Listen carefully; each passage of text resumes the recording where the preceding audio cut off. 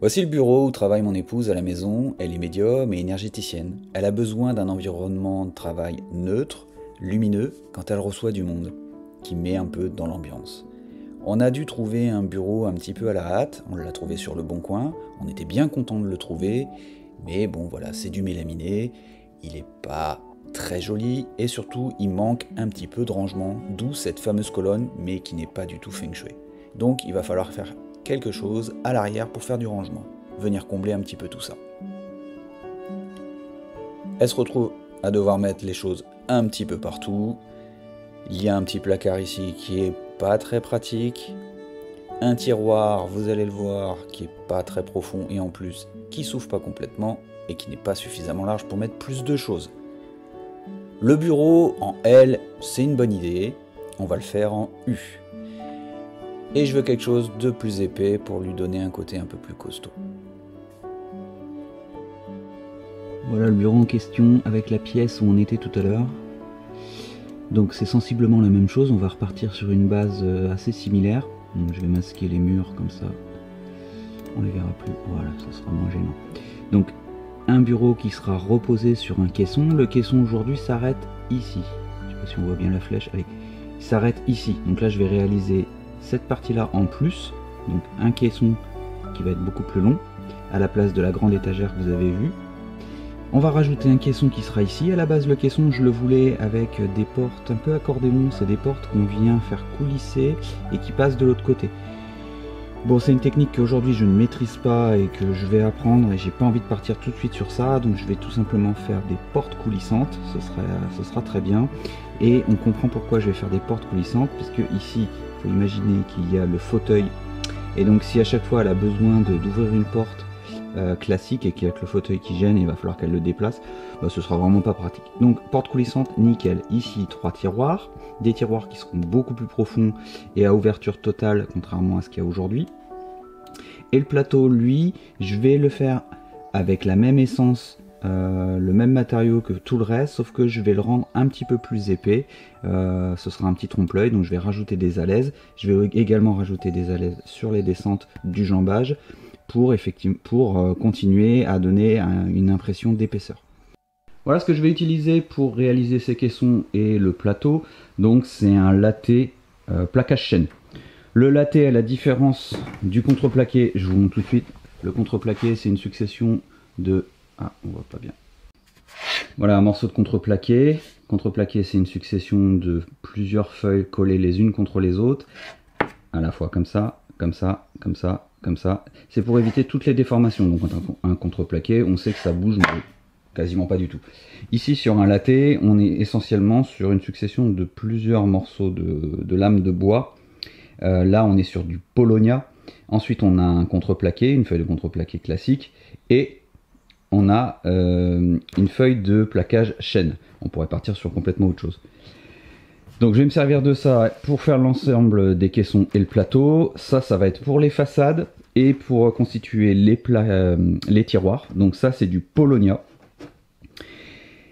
Là j'ai un échantillon de Polonia, c'est pour vous montrer ce qu'on peut faire avec le Polonia. Donc on peut faire exactement tout ce qu'on connaît, c'est-à-dire bardage, lame, on peut faire de l'ossature. Et l'intérêt du Polonia, c'est qu'il est très peu dense, donc il est très léger. Là voilà, ça c'est une lame de bardage qui est vraiment super légère et qui va être intéressante pour tous ceux qui vont faire des tiny house, tous ceux qui vont faire du van life et qui sont en recherche d'optimisation du poids, gain de poids. Ça ne bouge pas dans le temps, c'est hyper stable, ça repousse les insectes, ça pousse extrêmement vite. En seulement 7 ans, on peut couper son arbre et le débiter pour faire des planches, tout ce qu'on a besoin.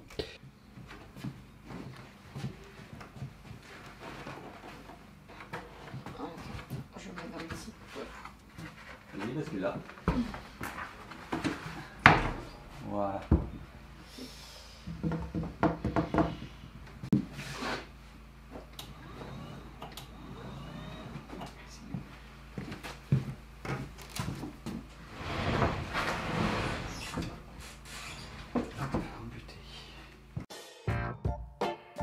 C'est parti pour une longue série de coupes.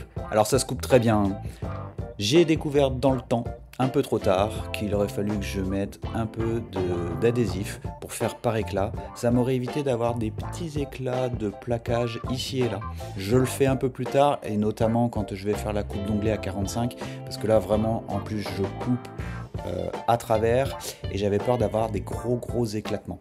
Un peu comme ici, on voit que je coupe en travers, c'est-à-dire je tronçonne, et c'est là où j'ai vraiment le plus de petits éclatements. Donc je vous conseille de mettre un petit adhésif, aussi bien face et pile, et ça vous évitera d'avoir des petits éclats un peu partout. Alors pour l'assemblage, je vais utiliser la Zeta P2, c'est un régal à utiliser et surtout à assembler, puisque je voulais partir sur un ensemble complètement démontable. Et avec les Klamex, vous le voyez quand je les installe, ça me permet de verrouiller avec un petit tournevis exprès pour venir vraiment verrouiller le Klamex et faire un montage kit.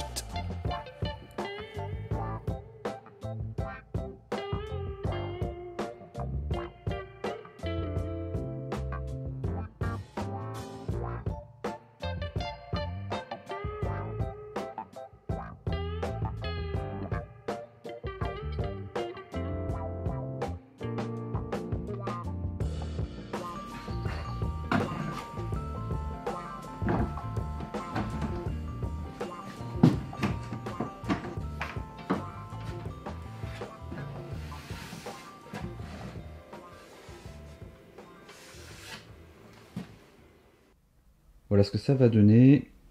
Hop, il faut encore que je fasse les rainures pour faire les panneaux de fond. Je vais partir sur un contreplaqué en bouleau de 5 mm. Donc je vais faire les rainures, je vais installer ça, je vais en installer un là-bas ici, je vais en installer un ici aussi. Ici c'est les 3 tiroirs, tablette, tablette, tablette. Et là on sera pas trop mal. Ici, je vais faire des arrondis sur les extrémités pour que ça soit moins saillant, moins agressif aussi, quelque chose de plus doux. Je vais faire une petite tablette centrale aussi, pareil, il y aura un petit arrondi. Je vais faire les rainures qui vont bien pour faire les portes coulissantes. Et il y aura les bandes de champ aussi à coller. Bandes de champ en chêne, sensiblement la même teinte. De toute façon, je vais mettre un petit peu de rubio, je vais mettre du soupçon de blanc. C'est ce qu'il y a de mieux pour préserver la couleur d'origine. Donc j'ose imaginer que ça va le faire, ça va s'éclaircir un tout petit peu. Donc je vais en mettre devant sur toutes les façades. À l'extrémité ici, je vais en mettre là, je vais en mettre en bas. Je m'étais demandé si ça valait le coup que j'en mette un au bout là-bas, alors qu'en fait ce sera contre le mur. Je vais peut-être le faire quand même, parce que si jamais un jour on vend ce meuble, voilà, les gens seront bien contents de pouvoir le mettre dans une autre config. Donc je vais faire pareil tout le long, les tablettes aussi, je pense que j'en ai assez. J'ai commandé ça sur Topwood. J'ai pris celui-là aussi, celui-là fait 50, puisque le plateau va faire 40, voilà.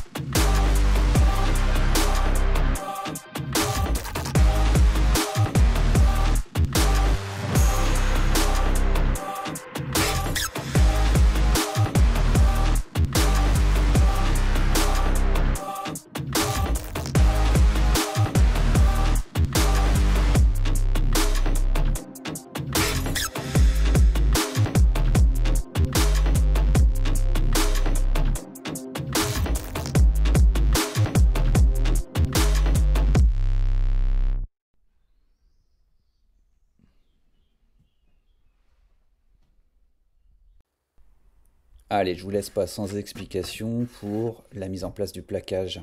J'utilise de la néoprène. Alors la néoprène, il faut mettre à la fois sur le support et sur votre bande de champ. Vous attendez que ça ne colle plus au doigt, il faut un certain temps, on va dire entre 10 et 15 minutes, suivant l'épaisseur de néoprène que vous mettez. Et à partir du moment où ça colle plus au doigt, eh ben vous le mettez en contact l'un contre l'autre, mais ne vous loupez pas puisque ça ne pardonne pas. Après, vous pouvez plus du tout l'enlever. Après, je maroufle avec une petite cale un peu arrondie et je maroufle bien pour que ça adhère partout. Et après, c'est nickel. Vous pouvez aussi utiliser de la colle blanche, ça ira très bien. Vous pouvez aussi en mettre des deux côtés, vous attendez qu'elle sèche et après vous utilisez un petit fer à repasser. Vous évitez de mettre avec la vapeur. Et puis ça va fluidifier la colle et ça va vraiment bien coller. Et vous arrasez le tout, soit avec une petite affleureuse ou une râpe. Ce que vous avez sous la main pour venir arraser et faire un bel ensemble. Vous pouvez arrondir un petit peu les angles et puis ça fera vraiment très sympa. Voilà, c'était une étape qui était quand même très longue, tout ce qui est plaquage et arrasage. En tout cas, c'est cool parce que c'est vraiment du plus bel effet. Je suis très content parce que le plaquage se marie vraiment bien avec la teinte du chêne qui est ici. Ici, il me reste encore à faire les tiroirs. C'est une partie qui n'est pas forcément ce que je préfère. Alors, pas le caisson, mais plus tout ce qui va être installation de la quincaillerie. Je suis pas toujours très doué par rapport à ça. Ce sera la surprise. Mais bon, voilà, c'est super, c'est cool. Ça fait un bel ensemble. Et on a l'impression vraiment que c'est du massif.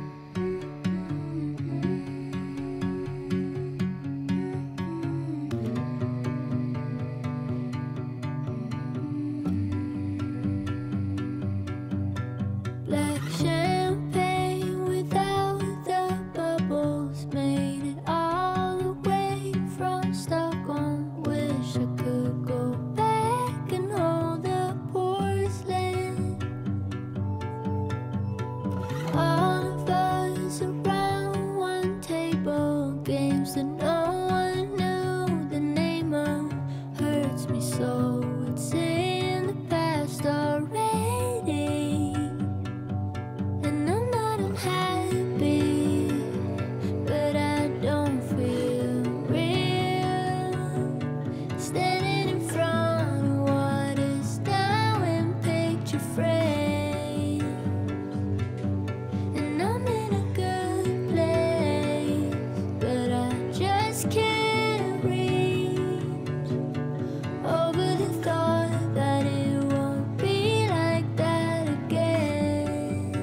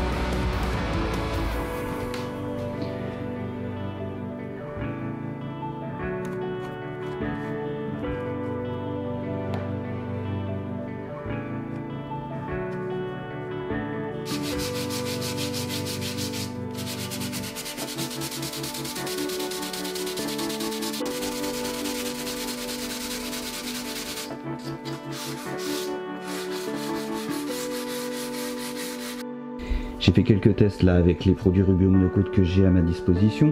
Je veux contraster la partie plateau bureau du restant. Pour rappel, ici j'avais mis, alors c'est pas soupçon blanc, c'est du white. Ça lui donne un côté un peu rosé que j'aime moyennement, on va dire. Mais bon, l'ensemble est harmonieux, donc ça va le faire. Là où je suis un peu déçu, c'est par rapport aux portes coulissantes qui sont en Polonia massif. Le Polonia massif, finalement, il y a très peu de fibres qui vont faire que le Rubio va pouvoir s'accrocher dessus. Voilà comment fonctionne le Rubio, il va s'accrocher aux fibres en surface. Et il faut imaginer que le Polonia c'est un petit peu comme un bambou, donc en fait ça glisse dessus et finalement il n'y a pas vraiment de Rubio qui tient vraiment bien dessus. Tant pis, c'est pas grave, il est quasi brut, il y a de l'invisible un petit peu dessus, je vais reprendre parce que j'ai quelques traces un petit peu dégueulasses. Mais donc voilà, pour contraster cette partie là, je suis en train de faire des tests pour voir un petit peu ce qui pourrait aller le mieux. Ça c'est un peu foncé, ça c'est un peu orangé, ça c'est de l'invisible, alors c'est pas trop mal mais finalement ça contraste pas du tout. Ça c'est du charcoal, c'est effet charbon de bois, donc c'est plutôt pas mal mais encore un peu trop.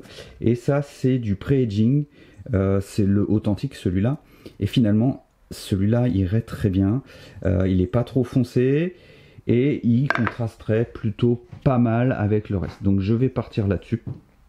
J'ai fait un petit test pour voir si les bandes de champ prenaient aussi, et ça prend, donc ça c'est nickel. Et je rajouterai un petit peu de pur, juste pour lui donner une protection supplémentaire, parce que le pré-aging c'est juste finalement une teinte qui lui donne comme un effet d'ébonisation. Il n'y a pas vraiment de protection, enfin il n'y en a même pas d'ailleurs, donc je vais protéger avec du pur classique. Voilà, ça fait franchement pas mal. Pour le plaquage, je ne vais pas vous remontrer comment on fait, mais en gros, néoprène, on laisse le temps que ça sèche, des deux côtés, ici et là. Toujours bande de champ en chaîne, celle-ci est en 50. Comme j'ai du 40, je vais raser le restant. Et on maroufle bien, on vient bien plaquer avec un morceau de bois un petit peu arrondi, et on vient bien plaquer pour que vraiment le plaquage tienne de partout, parce que sinon ça a tendance un peu à cloquer. Donc en faisant cette technique, ça va tout seul.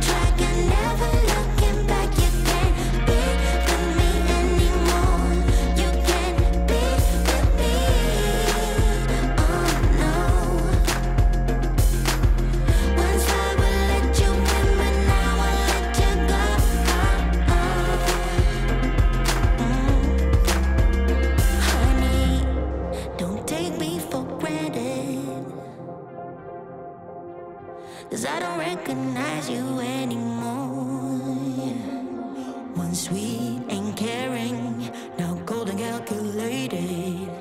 You can't be trusted. You want the world for your own. You want maximum profit.